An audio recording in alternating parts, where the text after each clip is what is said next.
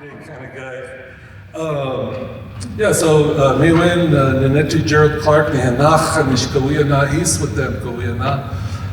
So my name is Gerald Clarke, and in my introduction, I always introduce myself as a citizen of my tribe to reinforce our tribal sovereignty. I want to start by saying, I appreciate this rare opportunity to speak with Native creatives. That doesn't happen very often. And to be honest with you, I don't introduce myself with my native language very often either. I think it's a privilege to hear my language. And when I'm talking to groups that are mostly non-native, I don't do it. I feel like you have to earn the right to hear my language. And I'm kind of a jerk that way, I think. But, I have a lot of anger, to be quite honest with you, right? And as I've gotten older, I've kind of mellowed a bit, but I know the history, and so how can I not be angry, right? I really appreciate the invitation. This is a rare opportunity for me. I want to recognize that we're on the ancestral lands of the Tewa people. I think that's important, and I'm appreciative of being here. So I came early. I came because I wanted to hear all of you and hear who you are. And so I took notes all day yesterday because I wanted to kind of, keep in mind some of the things I'm going to say might apply to you and you could glean some knowledge from it, and some things maybe not, right? And I want you to understand these are all my opinions and my beliefs. A lot of you talked about teaching as part of what you do. The dominant culture here in this country doesn't respect teachers. And have you heard that saying, those who can't teach, right? And that's the complete opposite of how I believe. In Kansas, you spoke about origin stories, right? And in our Cahuilla creation story, teaching is a sacred act.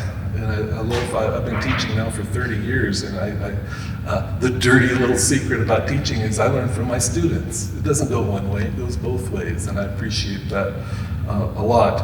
And there's one level of knowing, but then there's also knowing to teach. And it's a deeper understanding of things, and I think teaching helps me quite a bit. The other thing I recognized yesterday in all your introductions is the honesty that you brought to the group, and I really appreciate that. And I've seen people change gears when they do public lectures, and they start using certain terminology to try to impress. And I agree, every discipline has its terminology, but oftentimes it's exclusionary, and oftentimes it doesn't, it's not accessible to everyone. And so I try to just speak very plainly when I give talks. So this is me. We were just talking. This is one of my sculptures, and one of the things you're going to see about my work is that I do all kinds of different things, and it's what keeps it interesting for me. I don't like artist lectures. They get to be pretty formulaic a little bit, and usually the non-natives will be they'll refer to some obscure cartoon that they used to watch as a kid. Then they talk about dabbling in Eastern religions while in college, and it's just it's just kind of a shtick, And so, anytime I do an artist lecture, I always start with the land. That's where I'm from, and this is the lens that I see the world. And so I took this photo with my cell phone. This is sitting in my aunt's back porch. She turned 90 last weekend, and this was during COVID. So I live in a pretty rural area. So the lockdown, we're always locked down. It was no big deal really. And those little black spots, those are my family's cattle. In the introduction, I do run my family's cattle ranch. We've been doing that since the mission system. And we're the first cowboys in California, so I continue that. But my connection to land is what centers me, keeps me honest, right? And it indeed is the lens, right, that I see the world around me. And so the land, right, and our history, our stories, our materials are based in the land. And so I hike around and I know where all the ancient village sites are, and I don't tell people where they're at. And you just find, like, you know, pottery shards just laying on the ground, right? And that connects me to the land, it connects me to that history. And so for me, history is not a chapter in a textbook. It's not a semester class, right? It's in the land, and I'm constantly reminded. And I feel very lucky. I used to teach in Oklahoma, and some of my students were Seminole from Florida, right, who had been moved to Oklahoma. And you know, I live on the Cahuilla Indian Reservation. It's 20,000 acres, small section of our traditional homelands, but at least it's within our traditional homeland. So I feel very blessed that way.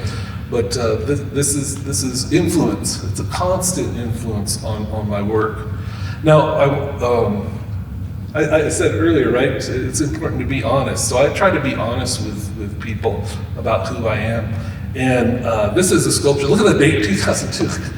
It might be older than some people in here, I don't know, but it makes me feel old. But I try to be honest. So these are 3 little sculptures of me. They're about 18 inches tall, sitting on this shelf. And the title is The Problem with Color Theory. And so I try to be honest. I'm a mixed race person. My dad was Native and my mom was a white woman whose family came from Tishomingo, Oklahoma. So shout out to Tish, right? We were talking about that yesterday. And so, you know, oftentimes mixed race people, you'll hear people say, I feel like I live in 2 worlds. Some of you might also experience that. Have you heard that before? People, you know, and my answer to that is, I wish I only lived in 2 worlds. I live in like 15 different worlds. You know, sometimes I'm out in the pasture fencing. Sometimes I'm a college professor. Sometimes I'm an artist. Most importantly, I'm a dad, and I'm a tribal member, and I've done 2 terms on tribal council, so sometimes I'm a tribal leader. And you know, you're always code switching, and your identity is expansive, I think. And so, but I do want to be honest with people, you know. So, you know, the red version of me represents my dad's side of the family, and the white version of me represents my mom's side of the family.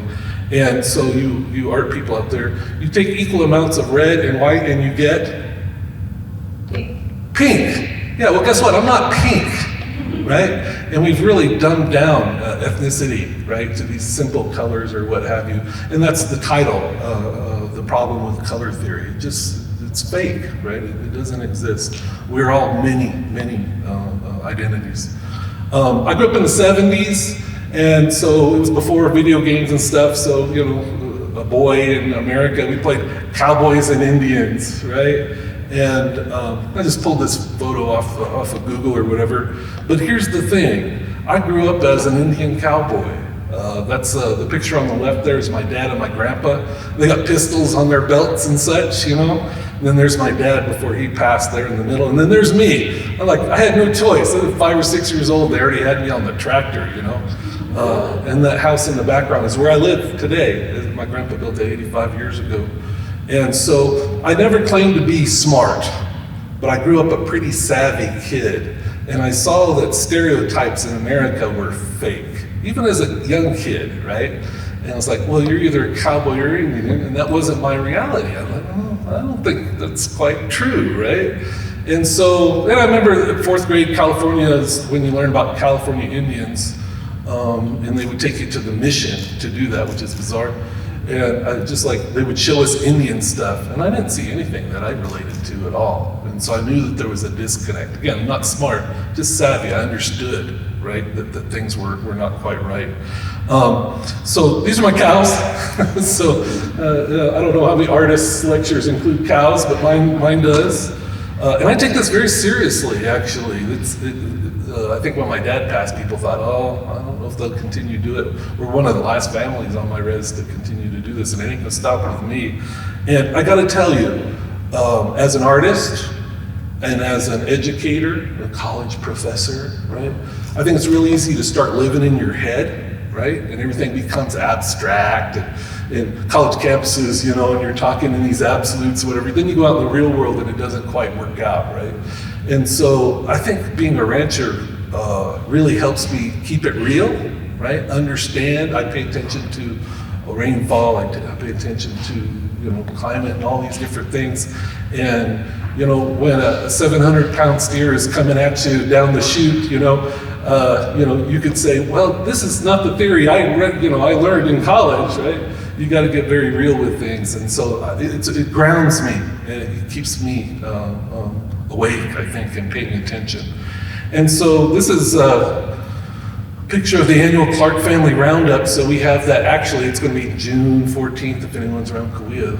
We have a big barbecue, and we brand our cattle and stuff. That's me in the cowboy hat in the middle. I'm not going to tell you what I'm doing to that little bull calf, but he'll never be the same. And look at that down there below, sovereign identity. Okay, so oftentimes when we talk about sovereignty, we talk about our tribes, but I think we could also apply it to ourselves as Indian people, right? I'm not going to be America's Indian, right? I'm going to do what I feel like, what's natural to me, right? I'm not going to jump in. And I do think people see stereotypes as an easy way to go through life. That way you don't have to explain yourself too much. But I refuse. This is my sovereign statement: is I'm going to be the person I'm going to be, right? And I think it holds true to my art as well. And so my good friend Gordon Johnson, who's a writer from the Cahuilla Reservation, he says, I can't speak for everyone, but I think Native art is an expression of cultural sovereignty, which in the biggest picture is the ability of Native people to determine who they are. And I fully believe that, right? And I think it's easy to fall into the trap of making art that I think the dominant culture wants, right? I think the dominant culture wants Native American art that validates its own ideas of what Native people are. And I'm not interested in doing that. So here's another one of my works. This is in the Museum of Contemporary Art there in San Diego. And so without saying anything, raise your hand if you think you know what it might depict. Okay, so I see 0. So if you're from my community, this might as well be an acrylic painting of a bowl of fruit. Okay, so this is an image of, by the way, I show this to my college students and they say, okay, so what is this about? And they'll say, well, it's these guys, so it's 4 terracotta faces of men, and the blanket is like coming out of their mouths or stuck in their mouths, right? And my students will say, well, it's surrealism, and it's like they're poor, and so they have nothing to eat, so they're eating their blanket, or maybe they have to sleep in one bed together or whatever. And it's kind of interesting what they come up with.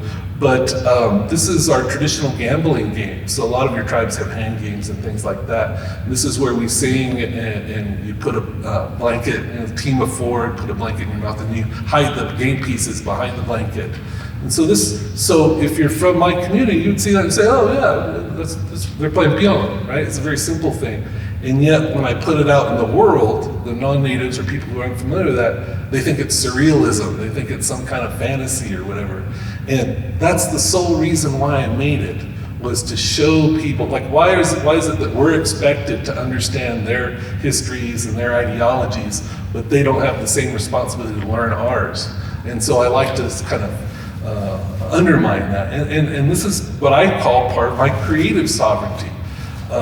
We expect some, European masters like Van Gogh or Picasso. Of course, they're allowed to express themselves and do what they, want to express. But when it comes to Native artists, it seems like we're put in a box, right? And we have to do things their way, again, to validate the dominant culture's ideas about us. And I just refuse to do it, and I'm exerting my creative sovereignty. So going on, again, a little bit more of the anger. I got tired of people coming up to me and saying, excuse me, do you do Native American art? Right? It's kind of all I can do, right?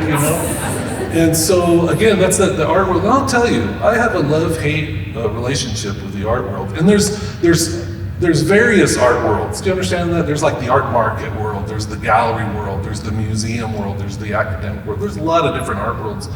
And maybe I lean towards the hate more than the love, but I got tired of being categorized, right? And it's a way of limiting, right? So taking my experiences of running a cattle ranch. The image on the top left there is a sculpture of a branding iron. And I don't know if you can see it, if you were to use it, it spells out the word Indian. And so I made it as a sculpture. It was like, because I always felt like I was being branded myself, right? Oh, here, the Indian artist, right? And there's the title, To the Discriminating Collector. And I think in the art world, that's seen as being like fine, like collections or whatever. Discrimination isn't a very good thing. I've been on the other end of that, right? And so, again, that's a little bit of that anger. And then, just to show you how dense I am, I made that thing as a sculpture, and then a couple years later I was laying in bed and I was like, I should use that thing. And so I built a fire in my front yard and I heated it up, and then I burned watercolor paper. So I made a print, and that's what you see in the lower right. So actually burning the word right into the paper as a way to kind of, again, assert my perspective and how I felt like I was being categorized. And I've done several of these since then, and I actually did that way back. So this one was the first one. Oh, sorry. This one was the first one. This was done around 2006 or whatever, and then I left it. I just went on to other things. And then I came back to this process in 2016. And it's kind of a violent process. I heat up these irons and there's fire. And I'll tell you that in my studio, in my shop, I'll crank up the music and I'll do about 50 of these in a day with different branding irons and such. And it's kind of you have to feel your way through the process. And so sometimes the branding iron's too cold and doesn't give you a good image. Sometimes the branding iron's too hot and it just bursts into flames. And so I'll do like 50 of these in a day. Then I go through and I choose maybe 3, maybe 5 that really look good and do what I want them to do. And then that's the ones I sign and I frame. But I returned to this process back in 2016 because I saw a lot of political violence and cultural violence rising up with the first Trump presidency. And I thought, I'm gonna go back to this. And so I started doing these branding prints. And then I was at an artist residency, and you can see these different formats and things I do. And I was at an artist residency, and another artist came to me and they said, hey, I found this book that was being decommissioned from a local library. And the title of the book, that blue book, was Disinherited: The Lost Birthright of the American Indian. And it was about land loss throughout the colonization and the settler colonial state. And I said, oh, well, thank you, set it right there. And I just branded the cover. And if you go to any library in this country, there'll be thousands of books on Native Americans, 95% of which were written by non-natives, right? And this was written by a non-native. And so what I did was I branded the cover, I opened it up to the title page, I signed it and dated it, and now it's my sculpture. And it's like the ultimate plagiarism. That's what I call it. And it's like I'm taking that knowledge back. I'm a university professor, and I've seen a lot of PhD students go into our communities, gather our stories, gather our histories, gather our culture, publish their dissertations, and then they get the hell out of Dodge, and that knowledge doesn't go back to the tribe. And I find that offensive. And so I'm the vocal, I'm in the belly of the beast when I'm at the university, because I'm the one that's saying, hey, where's your responsibility? Where's your obligation back to the people? And so I've been doing these books as sculptures and stealing back that knowledge, taking it back. So J.J. Brody's book, Indian Painters and White Patrons, was really one of the first texts to consider Native American art as art. This was done in the 70s. And so I got a cover of it, and I made a branding iron of a $, and I just burned the cover. And again, because he's kind of writing about that. He's like, a lot of Native art in the 20th century was collected as investment, not as actually quality or anything like that. And so you see, it's my branding irons are symbols. Sometimes that's my hand, so I traced my hand out in steel and then cut it out, made a branding iron of it. And again, so why am I doing this? It's because a lot of books about us aren't by us, and I don't like that. We're not controlling the narrative, and I think that's changing. I'm happy that's changing. And as a university professor, I'm teaching class right now, and every book I use is by a native author, right? I think that's what we need to do. And so I ask the question, who controls the narrative, right? Who controls the narrative? So here's another one of my sculptures, and it's a similar thing. So this is a working gumball machine, okay? And I'm often battling museum curators because you're not supposed to touch, right? You're not supposed to touch the things, and I want people to engage with my work and become involved. And so I got this gumball machine, I set it up on this Greek column kind of pedestal. There's the end of the trail at the top. I broke the spear off and put a pencil in there, so it's like a self-portrait, if you can imagine that. Anyway, inside, you guys remember when you would put your quarter in and gumball or whatever, but you'd also get those plastic capsules, and there'd be like some cheap ass ring in there or some slime or whatever, right? And so I got those capsules, and what I did was this: I bought books by Native American authors, and I actually destroyed the books. I cut the pages out of the books, I folded it up, and I put it in those capsules. So the people, when they come to the museum, you can actually put a quarter in and crank it, and you would get that book page. And I tried to choose books where the top of the page would have the title of the book, and then the back side would have the name of the author. I was trying to turn people on to native authors. And the title of it is Indian Wisdom, 25 cents. And so when you put your quarter in, you really did get some Indian wisdom. And then because I have a really healthy sense of humor, it says Indian Wisdom at 25 cents, and I put my own picture inside the plastic, because I just thought that was hilarious. Another reason why I did this, and I should tell you all, throughout my career, 30 years, I've sold very little art, right? And so I thought, what am I gonna do? So I had my first big show was in 1997 at the Heard Museum. And I had a couple of gumball machine sculptures in there. And after the show came down, I think it was up for like 6 months or 9 months or what have you. And the curator said, here's they give me a little cardboard box, and it was all the quarters that they put in, during the show. And I ended up making $525 in quarters. I was like, cha-ching, finally. But I like interactivity, you have to understand that most Americans are afraid of contemporary art. Okay, why is it? Have you ever been in a group of people and someone tells a joke and you didn't get it? And so what do? Typically you laugh anyway, because you don't want anybody to think you're an idiot, right? Do you understand that most Americans have not been taught to read contemporary art? And so they try to distance themselves from it. So I try to use common things like gumball machines, right? Coming out of drugstore, supermarket, you've all seen it, right? It's something familiar, and so I use humor, and I use everyday objects as a way, like a baseball bat, right? So it's a way to bring the viewer into the piece and not be so afraid. So going on, that's me, right? This is a piece I did, again, on another residency here, and I'm always on. I'm always looking for things that I can use in my art practice. And I was joking to people, yesterday at lunch that when someone asks me what my medium is, I say kitchen sink. It's like anything I can get my hands on. And I think part of that's just growing up poor. We didn't have new stuff, so we're always building stuff or making stuff up. And so I was at like Walmart or Staples or something like that, and I saw this kit, and it was make your own rubber stamp. So you can put your name and address in there and like stamp envelopes, like return address or whatever. And I was like, well, that's cool, but how can I use it to make art? And so this is all words that you see here. And so what I do is the kit has little rubber letters, and you put them in the holder, you stamp it on the ink, you stamp on the paper, and it's black. And then if you don't stamp on it again, you stamp it again, it's a little bit lighter, a little bit lighter, a little bit. It's just like charcoal, it's like a value scale, right? And so everything you see here is words.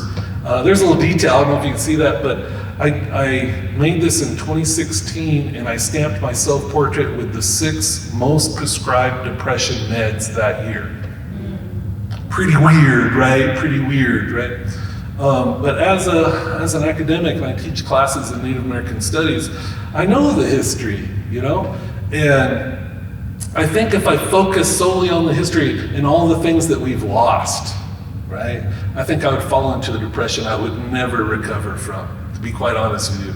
And I heard emotion yesterday in some of your introductions, and never apologize for that. The dominant culture tells you that's a weakness, and they are wrong. They are dead wrong. I'm getting emotional right now. It's because we care, because we're still in touch with what it means to be human.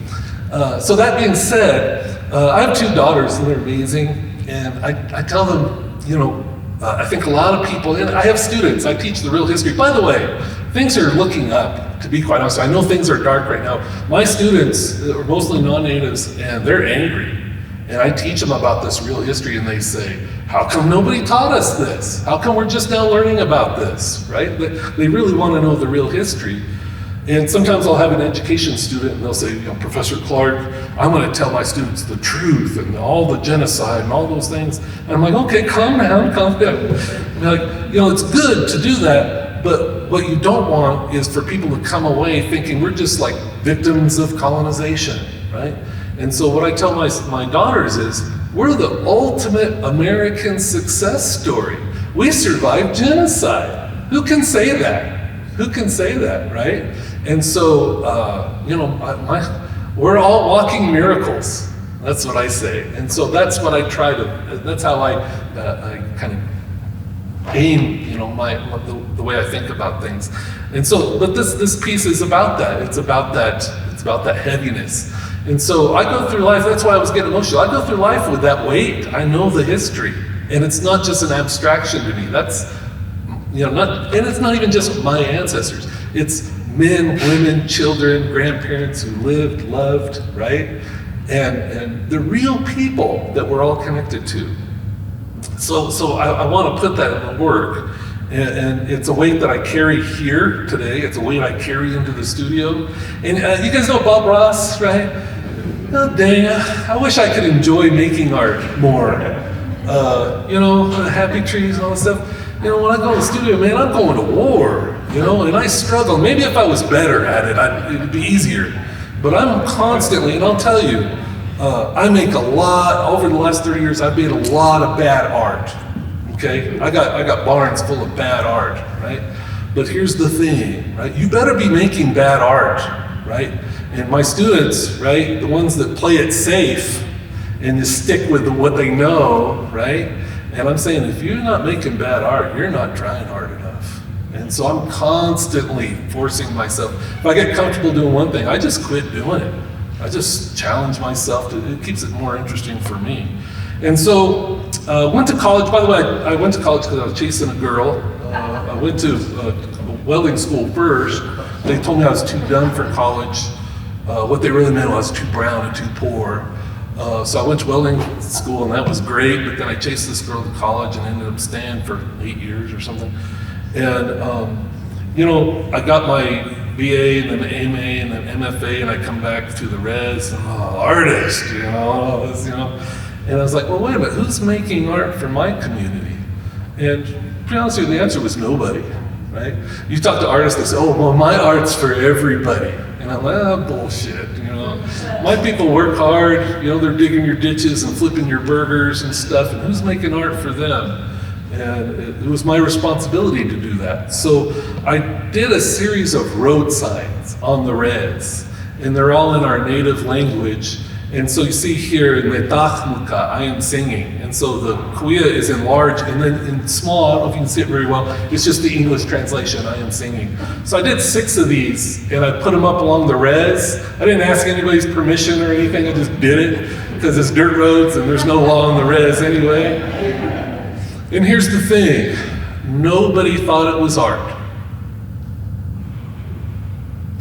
And it didn't bother me at all. Who cares? Who cares if they call it art? Right? I don't care if they call it art. You know what they thought? They thought they were pretty cool. And they would stop by. At the time, I was teaching in Oklahoma, and so they'd stop by. My dad was living in the house that I live in now, and they'd say, hey, how do you pronounce that? And our language, like many of yours, is somewhat endangered, and so I hope it sparked a little bit of interest. We are a special people. We're an ancient people, and our language is important to preserve. And they were up for about 6 weeks or so, and then again, I was teaching in Oklahoma. My dad calls me, and he says, "Son, I have something to tell you." I was like, "Okay, what's going on?" I thought somebody died or something. He said, "Well, your cousin he was all drunk and drugged up and stuff, and they went around, they shot him up with shotguns." I just started laughing. It's like, well, that's the natural life of a sign on the res. It's like full acceptance, right? But I will tell you when I'm like at a university, talking to art people, I'll say, that's reservation art criticism. But guess what happened? There were, all of them but one was obliterated, shotguns. And guess what happened? The community was upset. The community got angry. Isn't that great? To hell with selling art. To hell with it, right? The community had taken ownership of these. Those were ours now. Isn't that great? One of them completely disappeared. They just pulled it right out of the ground, right? So I'll tell you right now, my dad was a bit of a ruffian. He put word out he'd kill whoever took it. And 3 days later, it was found leaning up against the tribal hall. So those of you visual artists, it's really interesting to me how your art, when you put it out in the world, has a life of its own. That's so cool. And oftentimes people think we as artists know what the work's about and everything about it. I try to make art that in turn teaches me. It goes both ways, right? So it's pretty interesting, right? So I did those, and I've done other ones. Mukut is the name of our creator, and so, creators everywhere, right? And then during COVID, I did a series of these in Palm Springs in the city parks. So a lot of people don't know a lot of Palm Springs, California is actually Indian Reservation. And so I got this commission, and I want to point out these newer ones. I just abandoned English. I didn't need the English anymore, right? And so Mesaha is rattlesnake, Isil, coyote, and Kish is like our homes or our houses. And I do these off my reservation, and I've done them around several places around the country, and I choose whatever native language I try to get with a linguist from that area. But I do these for two reasons. Number one is I want to remind the non-natives that this is not the new world. That this is an ancient land, and we're ancient people, and we were here way before the Apple Store and Walmart, right? And those people, they need to be reminded that. The second reason I do it, maybe more importantly, is I want to remind our native people that we belong here. This is our homelands, right? And my good friend Deborah Miranda, who wrote the book Bad Indians, which is a great book, she says, erasure is a bitch, right? And I couldn't agree more. And so I want to validate our existence as 21st century people. We weren't supposed to be here in the 21st century. And so I'll use these to kind of validate that we belong here, right? I'm into plants, by the way, and sometimes I'm lecturing on art and things. I also do like plant and traditional ecological knowledge lectures and things, and Pano is one of our not sacred plants. I mean, they're all sacred, right? But it's important to our survival there. And so this was, you can see I'm just doing different things, experimenting with these road signs. But a lot of people like these signs and stuff, and I'll continue to do them here and there, but I don't want to be the road sign guy. You know what I mean? I don't want to be stereotyped that way, and so that's why I keep doing different things. But these plants are important to me too, and I cooked yucca blossom. That's the yucca, I'm not sure they're around here. This is one of my paintings, and I cooked yucca blossoms for my class last week, and we'll be doing acorn next week. And so this is part of who I am and part of my culture. And I'm also a singer, by the way. My daughters are dancers, and we don't use the drum, we use the gourd rattles. So you can see the way I shape this canvas, it's almost like a religious icon kind of thing, and I create this halo with the gourd rattles. And again, not that we worship the plant, but it's important to us as people. And this again for 2012. But can you tell I do all kinds of different stuff. So in the introduction, I had this retrospective at the Palm Springs Art Museum. It was 78 works over 30 years. And I think a lot of people thought it was a really interesting group show. But it was just me. And it's because I just I like to challenge myself. And maybe I get bored easy, but I don't want to be the sign guy. And I don't want to be, I like to challenge myself. And my influences come from all over. So can you tell what this might have been influenced by?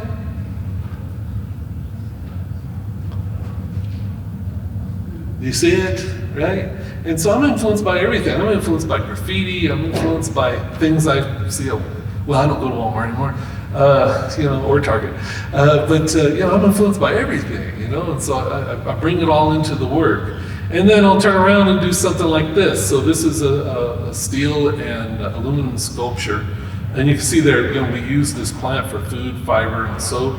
And, the art people that I work with or whatever, critics and curators, they'll be like, well, wait a minute, I thought you were a conceptual artist, right? That, again, is another one of those categories, those boxes that they try to put you in. So I'll just turn around and make something like this. You know why? Because I wanted to, because I wanted to make something for the people, right? And so again, this is where I'm asserting that creative sovereignty. I'm not going to allow myself to be painted into any kind of box, right? But along with that creative sovereignty comes responsibility and obligation, okay? And again, going back to artist lectures and self-expression, I want to express myself and all that. And it's like, and so I always use words like responsibility and obligation when I'm talking about my work, right? But so I have a responsibility. I have a group of elders within my community who's going to call me out if I step out of line, right?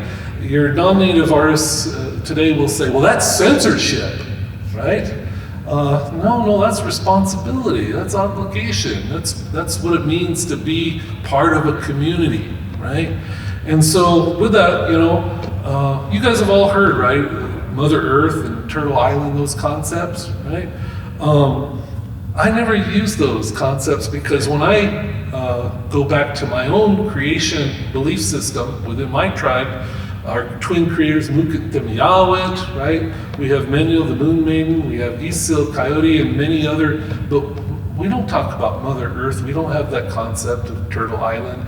And a former chairman of my tribe was Rupert Costo, who started the Native American Heritage Commission, I think it was, or something. No, not commission, it was council maybe in California. This was like in the 1960s. He was quite an intellectual. And he warned against using just kind of generic pan-Indian kind of concepts, because what happens is you start using that and you forget your own traditions, right?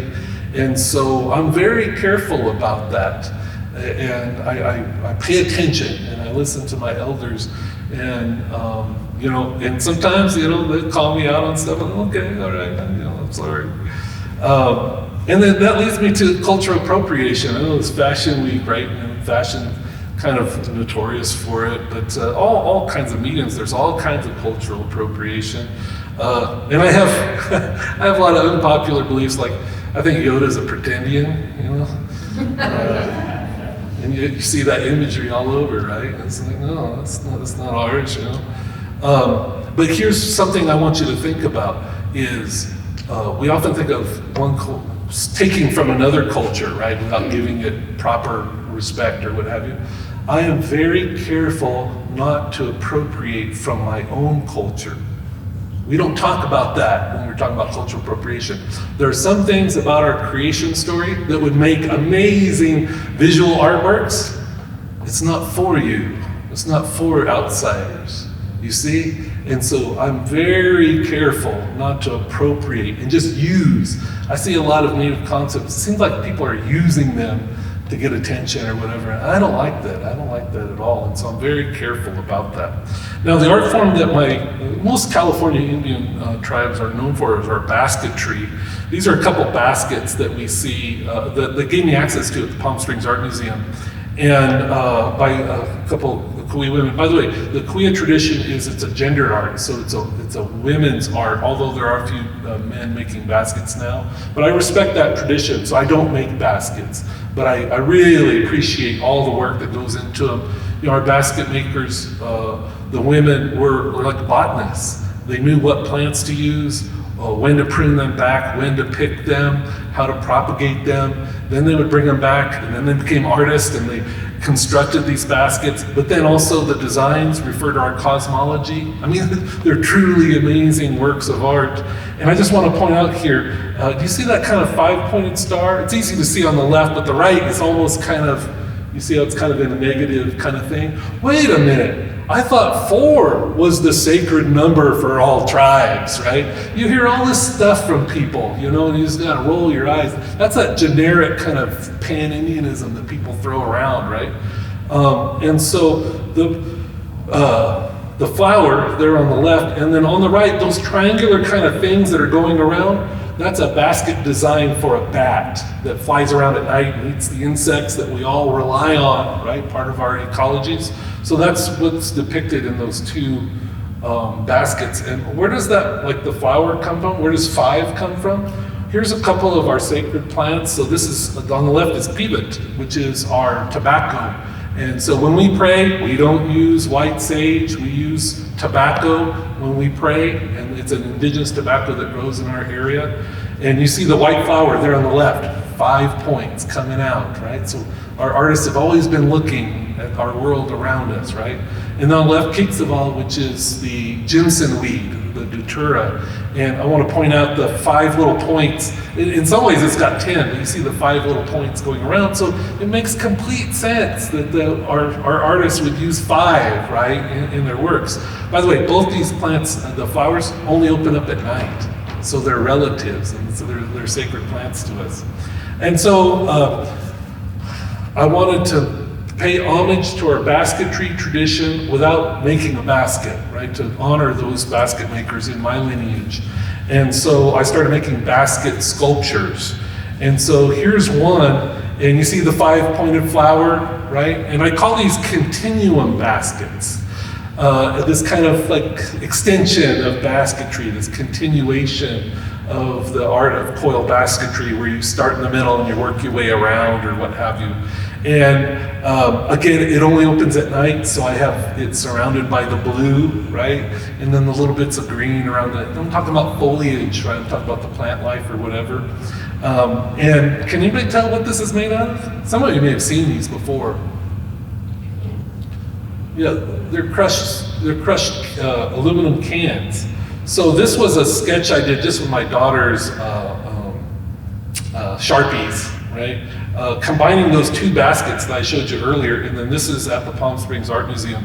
And it's 1,834 crushed beer cans and soda cans. And so it's about 8 feet across, and you see the flower, you see the bats, you see the reference to the blue or what have you. I was really proud, look at this. It actually kind of came pretty close to the sketch. I was like shocked actually.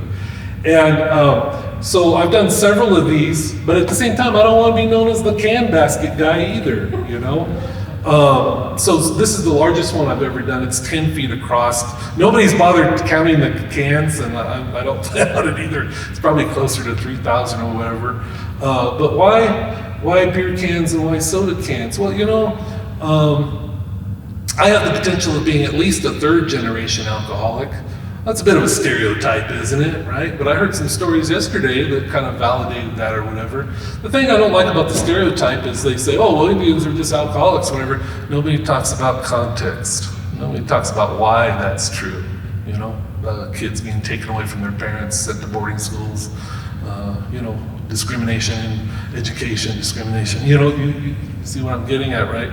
And so, you know, the dominant culture oftentimes will romanticize us.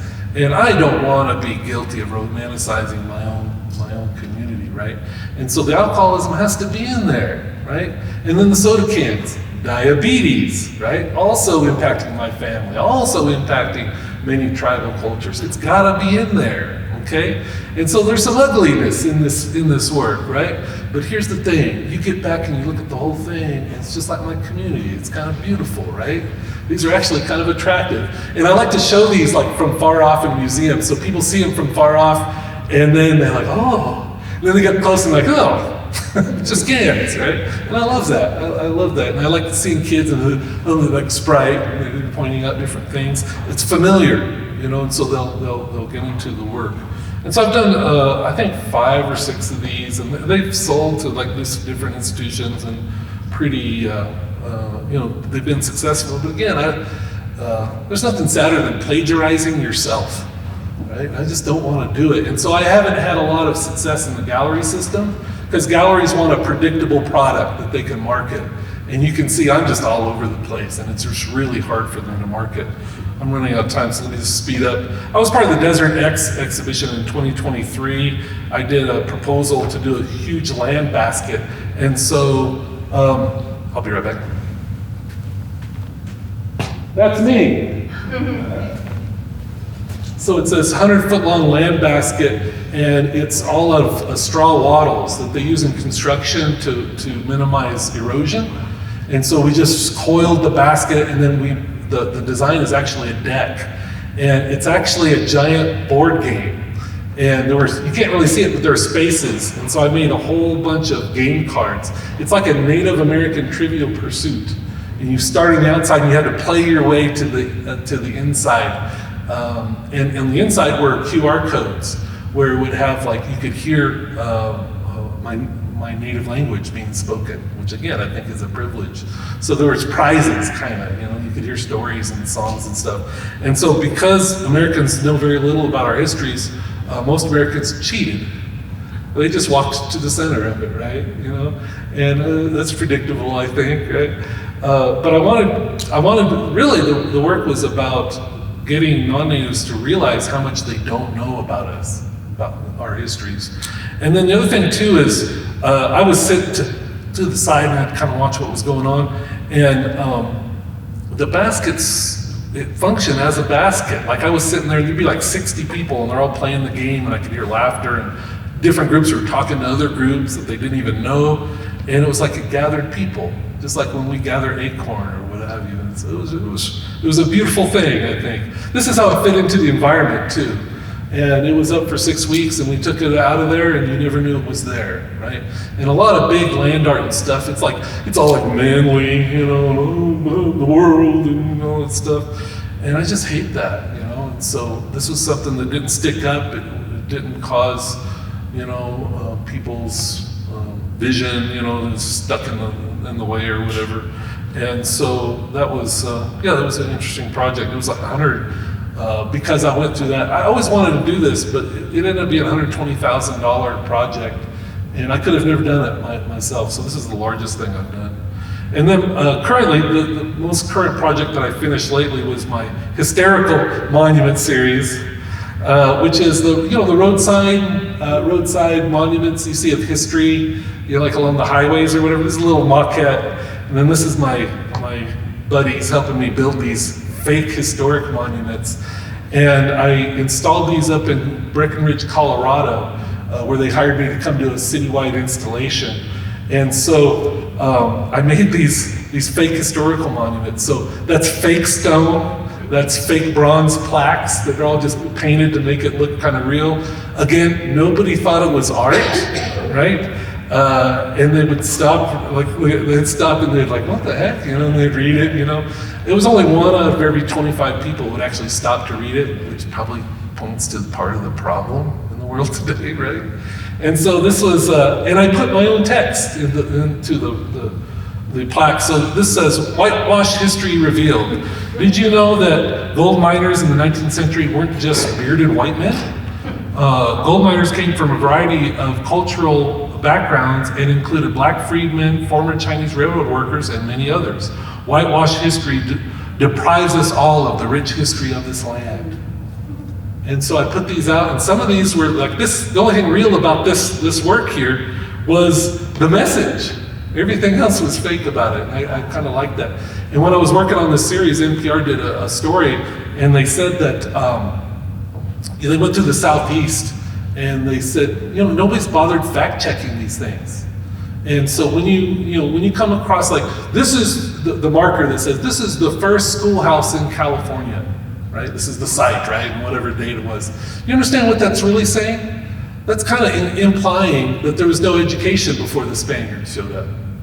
We know that's not right? You see?